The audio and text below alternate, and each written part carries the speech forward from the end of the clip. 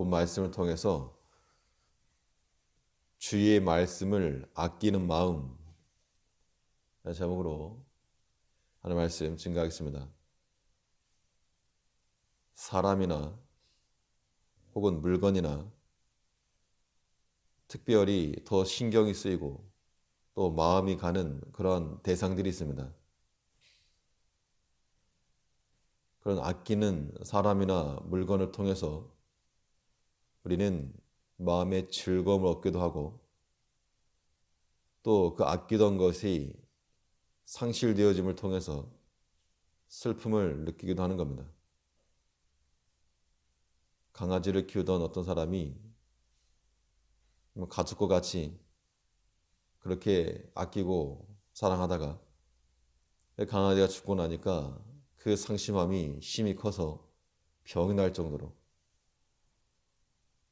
그만큼 특별히 신경 쓰고 마음이 가는 것이 있었기 때문에 거기에서 사랑도 즐거움도 얻고 또 한편으로는 그 사랑을 인해서 아픔도 느꼈다는 겁니다. 우리가 주의 말씀을 대하는 것도 이와 같아서 주의 말씀을 아끼고 사랑하는지 여부를 어떻게 알 수 있겠는가? 우리가 그 말씀을 인해서 즐거움을 얻기도 하고 또 그 말씀을 인하여서 슬픔을 받기도 하는 겁니다.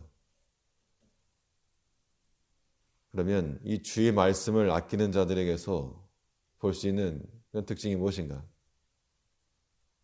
본 말씀을 통해 살펴보면 먼저는 이 말씀이 떨어지는 것에 대한 아픔이 있다는 겁니다.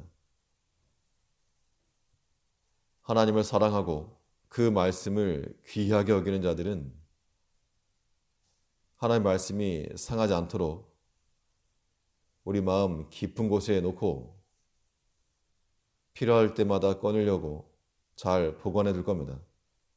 중요한 것이나 소중한 것은 잘 보관하게 되어 있습니다. 그런데 주의 말씀을 경홀히 여기는 자는 한 그릇 식물을 장자권을 넘겨버린 에서와 같이 하나님 말씀이 상실되는 것에 대해서도 큰 관심을 기울이지 않는다는 겁니다. 지금 당장 먹는 게 중요하고 사는 게 중요하고 이게 중요하지 하나님 말씀 그거 잃어버려도 크게 개의치 않는다는 겁니다. 이러한 심적 상태에서는 하나님 말씀이 씨로 뿌려지고 열매로 자라기까지 기다리지 못하고 이미 다 없어지고 말 겁니다. 반면 이 주의 말씀이 떨어지는 것을 안타까워하는 그런 사람들에게서는 떨어진 그 말씀을 주워다가 자신의 마음밭에 심고 인내하여 열매로 맺히는 자들입니다. 우리 158절을 보면 주의 말씀을 지키지 아니하는 괴사한 자를 내가 보고 슬퍼하였나이다. 우리는 보통 주의 말씀을 지키지 않거나 혹은 불순종하는 그런 사람들을 보면 슬픔보다도 분노가 먼저 일어납니다.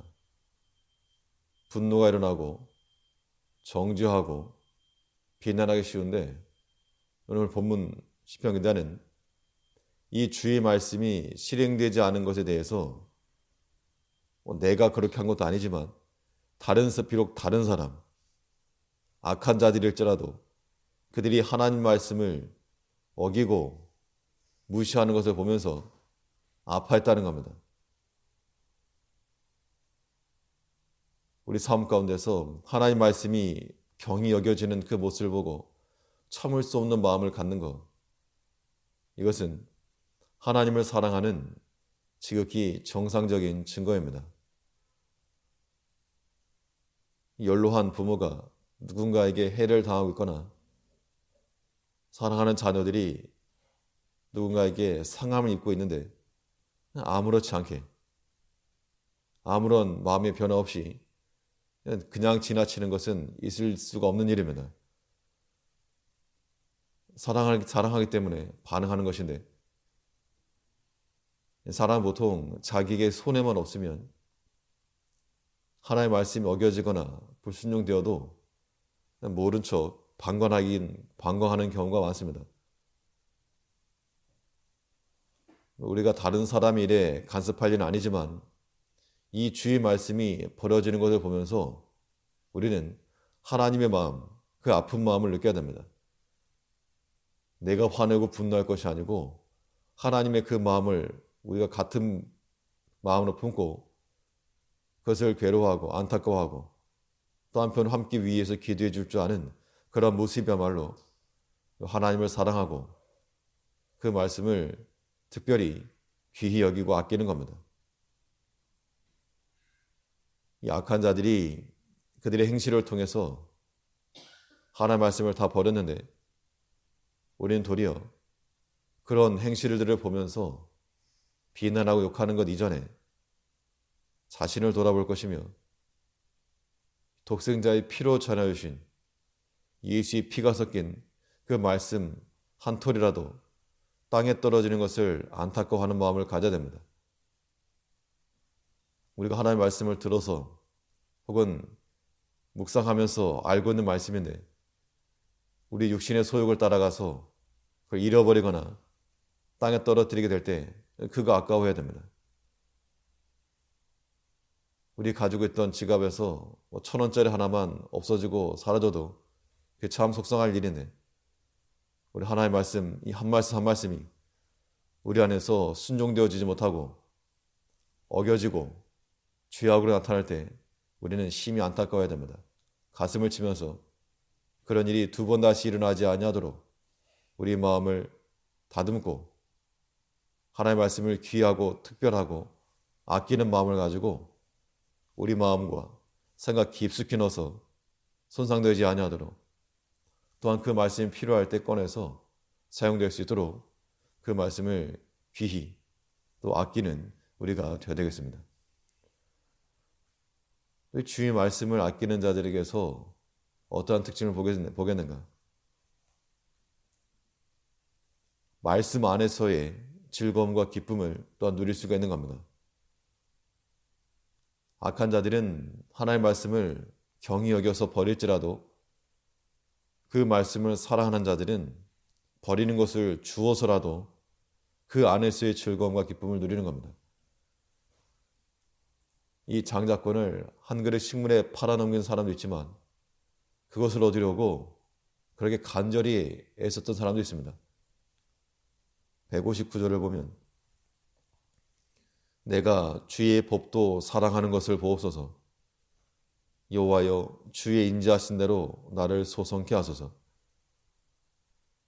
다른 이들은 귀하게 여기지 않고 경히 여기는 그 말씀일지라도 내가 지극히 여기고 또 사랑하는 마음을 가지고 저는 그들과 같지 않습니다.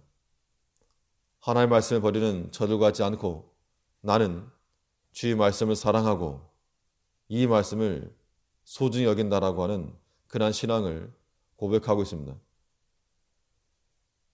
여호수아가 모든 백성들을 다 불러 모아놓고 이제 너희는 택해라. 나와 내 집은 오직 여호와를 섬기겠노라 라고 함과 같이 다른 사람들의 길을 따르지 않고 오직 그 말씀을 사랑하여서 그 주의 법도로 행하고자 하는 다짐을 가진 겁니다. 우리 하나님의 말씀에서부터 그 가치를 찾는 자들은 알지 못하는 자들이 버린 것을 우리는 소중히 여기는 겁니다. 그 주의 말씀의 가치와 영원한 속성을 깨달을 때 흔들림 없이 그 말씀을 진리로 받아들인다 그랬습니다. 160절에서 주의 말씀의 강령은 진리오니 주의 의로운 모든 규례가 영원하리이다. 주께서 하신 그 말씀이 내게도 동의가 되어서 받아들이는 겁니다. 시편 기자는 이 주의 말씀을 진리로 받고 영원한 규례로 인식한 것 같이 우리도 이 주의 말씀을 아끼는 마음으로 그 말씀에 동의를 하고 하나님께서 말씀하신 대로 그러합니다. 옳습니다. 라고 인정하고 진리로 받아들여서 그 말씀 안에서의 즐거움과 기쁨을 누려가는 우리가 되될 줄 압니다. 기도하겠습니다.